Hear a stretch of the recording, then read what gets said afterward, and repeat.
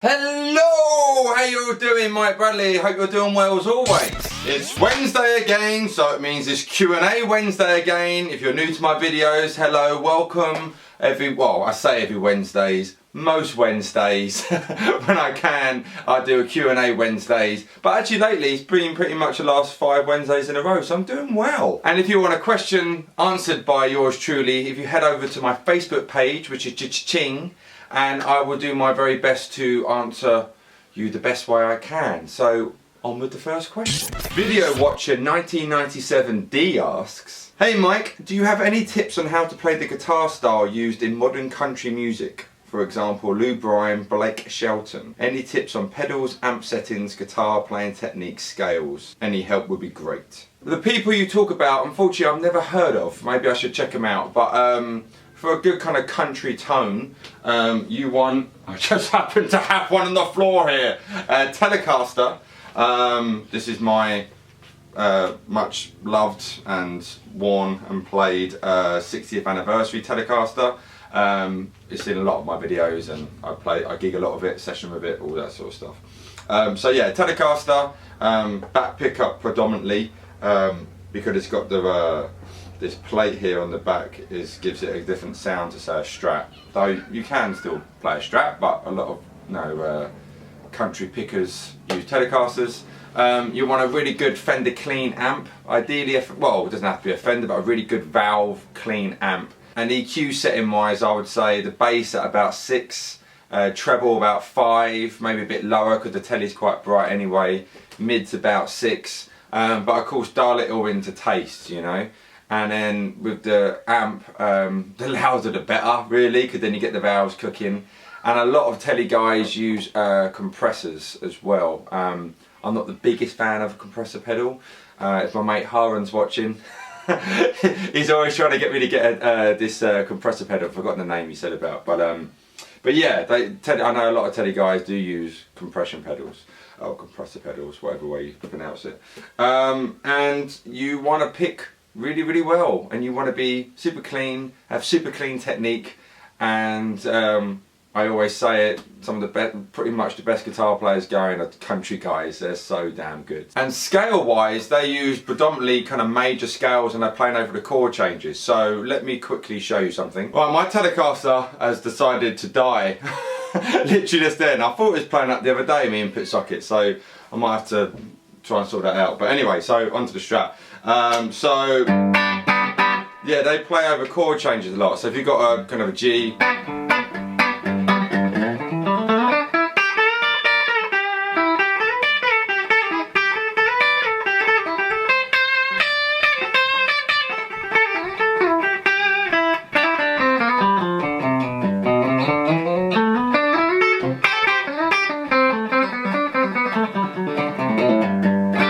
something like that. I'm not warmed up at all, yeah, that kind of thing. They're kind of playing over the changes. So now over a G chord, I'm playing in G,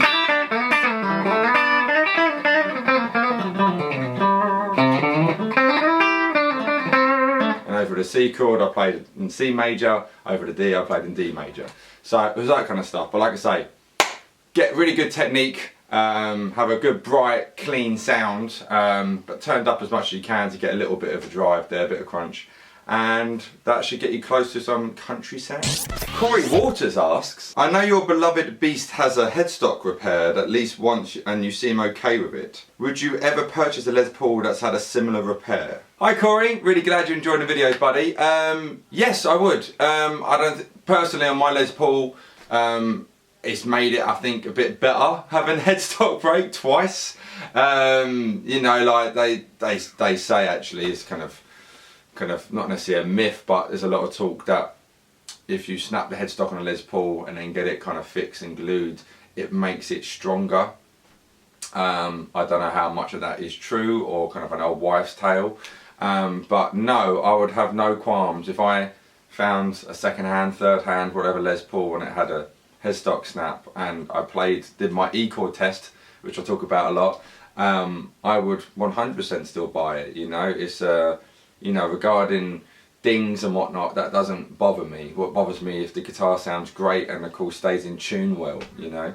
So nope, no problem with that whatsoever. So and also do not knock the second-hand market. I've got a couple of second-hand guitars and they're great, you know. So and I was lucky, I found some good ones, you know, which were like my Blue Strat was only like a year old and wasn't a ding on it.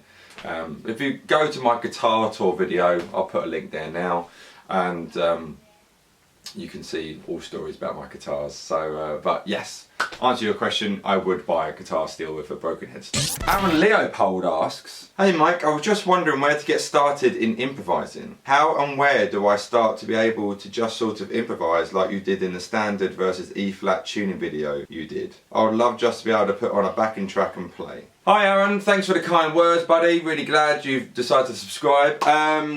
So tips on improvising. So it's something I've always done, and let's get me guitar on. Yeah, it's something I've always done, and from very early on I'd put backing tracks on and started playing. You know, as soon as I learnt my pentatonic scale, I just started improvising. So there's the first thing, make sure you know your pentatonic scales. Now everyone does A minor pentatonic, so let's do E minor, but I'm not going to start in shape 1, alright? So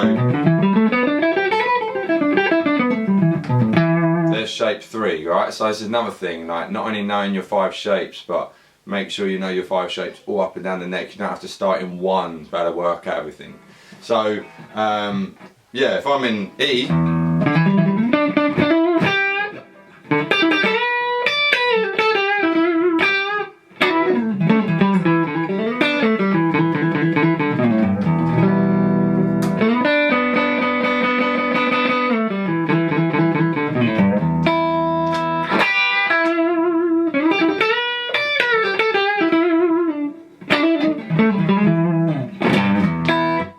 so there I'm just riffing around, you know what I mean? I'm playing what I'm hearing in my head. So there I've got to the point where the kind of music is in my head at the moment, you know. But like I said, I used to always put on backing tracks, and all the time, you know, because when I left school I went to a music college, so my homework was to play the guitar, you know, and then my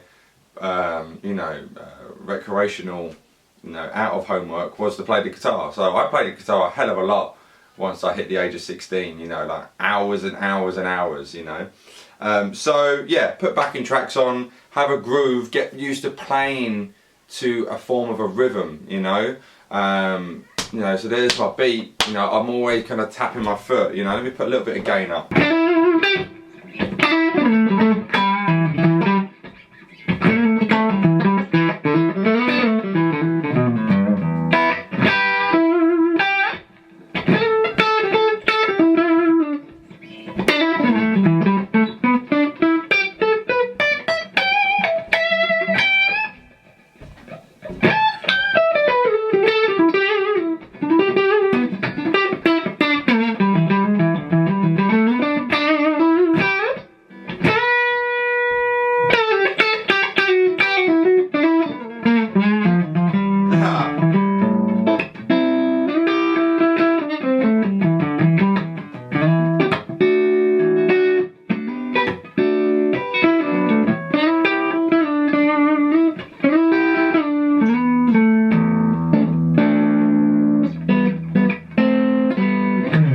Whatever, alright, so there I had E minor in my head and A minor in my head, you know what I was playing over.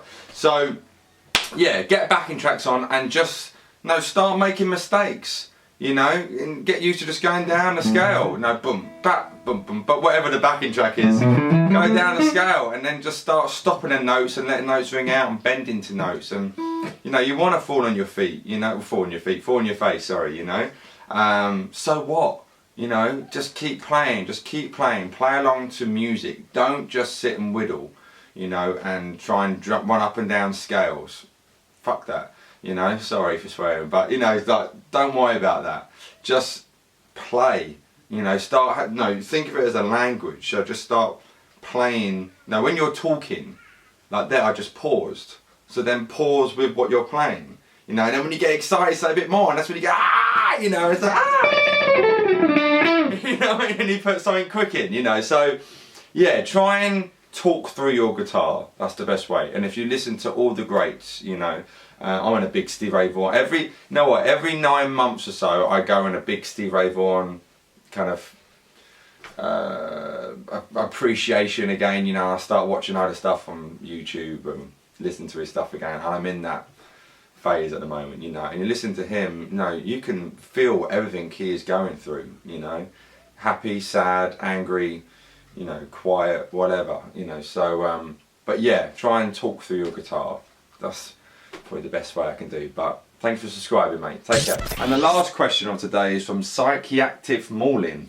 I think that's how you say it. In your opinion, because it is a subjective question, who is the best, greatest guitarist ever, considering all factors: technique, speed, feel, uniqueness, consistency, influence, etc.? And how have they influenced your own playing? Oh, that is the question, isn't it? I mean, is there such a thing as greatness, you know?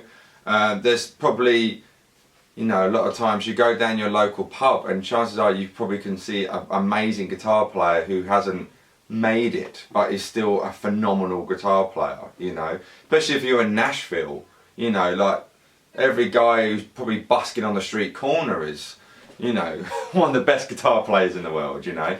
So, I mean, for one player who comes to mind straight away, who seems to be able to play any style thrown at him, is a master at nearly every style. His technique is phenomenal. He's got a great sound and everything like that, great feel. Is Guthrie Govan. He's phenomenal. I remember seeing him, and I probably might have said this story before on YouTube, but I'll say it again. I remember seeing him in 1997. I've been playing guitar for a year, and up until seeing him, I thought Noel Gallagher from Oasis was the best guitar player in the world. You know what I mean? Like, because Oasis was huge back in 1997, and yeah, I was a big Oasis fan. You know, I learned a lot of their songs and like that. And myself and my uncle at the time, he played guitar, and we went to the London Guitar Show at Wembley, and I heard about this ACM college. You know, I'd heard about that. And I remember going to the stand and seeing one of the students play, and he was great. He was really good. I can't remember what his name was. I remember he played behind his head. I'd never seen anyone do that. I didn't know who Jimi Hendrix was at that time, you know. So, and then later on I saw this guy get up, his hair in a long curly hair in a ponytail, facial hair like what I pretty much got now, and he had a PRS, a tobacco PRS, and blitzed it. Absolutely blitzed it, and I'd never seen anything like it. And so that was the first time seeing Guthrie, and then from that moment I thought, I'm going to go to the ACM, and I went to the ACM because I knew Guthrie Govan was a teacher there. I had him for one term, and he taught session styles, and I just turned 16, and I had him for one term because then he went on tour of Asia. So this would have been 2000, year 2000. So I've known of Guthrie for a long time. I'm really pleased that he's made it as big as he is now, and getting bigger. Like, he's on the G3 tour now. I mean, playing with Satriani and Steve Vai. I remember getting actually from the same year, the 1996 G3 with Eric Johnson, Steve Vai and Joe Satriani. I don't know what year I got it, but it was a 96 concert. So yeah, he's gone huge. So yeah, Guthrie Govan, I would probably say, is one of the greatest, you know, regarding overall the amount of styles he can play. But at the same time, I think Stevie Ray Vaughan is probably up there as well. You know, yeah, he was a blues guitar player, he was a blues musician. That's not to pull it down like, oh, just blues, because blues is damn well hard as well, you know, because it's a form of jazz, blues, if you're playing over those changes. But with Stevie Ray Vaughan, you know, no other guitar player really has had that sheer command on the instrument, you know, like one note, you know it's Stevie. There's no two ways about it, you know. So yeah, Stevie Ray Vaughan and Guthrie Govan. If I had to pick two, them. But then you can think of Robin Ford, you can think of Larry Carlton, you can think of Michael Landau, all these amazing players, you know. So, but yeah, you asked me for one actually, so I want to say Guthrie, just because he can play so many damn styles, you know, and he's just bloody amazing. So there's my guy. What do you all think? Who's your favourite, you know? And yeah, it'd be really interesting to know. Like I said, there's so many amazing guitar players out there now, but you know. Anyway, there we go, guys. Hopefully you enjoyed that. Let me know your thoughts on that in the comment section below. If this is your first video, please subscribe. And like I said, every Wednesday, I try and do every Wednesday, Q&A Wednesdays. And drop us a question and I'll do my best to get back to you. And I'll see you very, very soon. Mike Bradley, signing out.